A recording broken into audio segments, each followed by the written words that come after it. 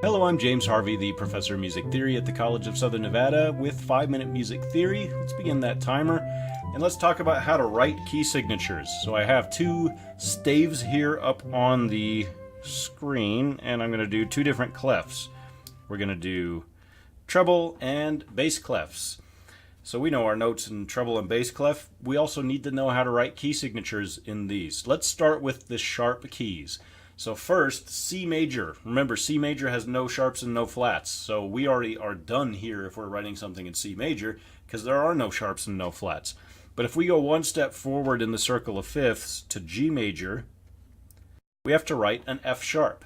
And it's specifically the F sharp 5. It's very important that you place these accidentals in the correct vertical position on the staff as well as the correct horizontal position. It's really specific. So it's not just putting a sharp just somewhere on the staff. It's specifically that spot where it's an F sharp 5. Next sharp after F sharp is C sharp. And we would go down to a C sharp 5 for that one. After C sharp is G sharp. We go up above the staff for that G sharp. Notice that I'm being very clear about both vertical placement. You can see where it is on the staff as if imagining that they're notes. And then also that you can very clearly see the order of them from left to right. After G, the next sharp would be D sharp. And then things change a little bit after this, because if we continued this same logic and this same pattern to A sharp, which would be the next sharp, we would have to add a ledger line in order to do that. There's no such thing as a key signature that uses ledger lines.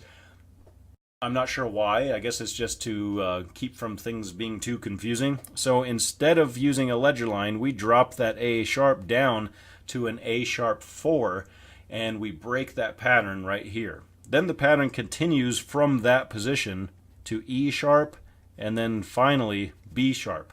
So that is the order of the sharps. That won't ever change. It's very important, like I said, to make sure that you're placing them correctly vertically and horizontally in order for these to be accurate.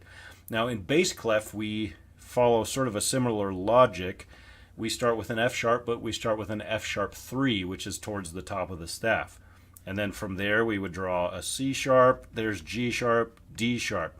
Now we don't have that same problem in bass clef with the ledger line. However, even though we don't have that problem, we want it to look the same as the one in treble clef so that our eyes can very quickly recognize how many sharps there are. So we do that same repositioning of the A sharp down an octave, and we put this all the way down at an A sharp 2, and we finish it up with an E sharp and a B sharp. So there's our sharps in order, and that's all of them. So if you're playing something which happens to have 7 sharps, first, I apologize. Second, this is where they would be positioned on the staff. For example, something that's in C sharp major has all 7 sharps, and this is what that key signature would look like. And then we could erase some sharps. Now we have a key that has 4 sharps. So that's the sharps. Now the flats are a little bit easier. Remember, the flats happen in the reverse order of the sharps. The first flat that we write is B flat, and that's right there in the middle of the staff in treble clef. And then we go E, A, D.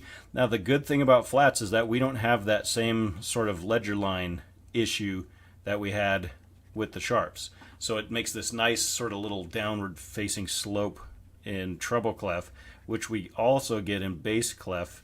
It's just down a little bit further on the staff. I'm trying to make sure that I'm writing these correctly while I'm saying all of them.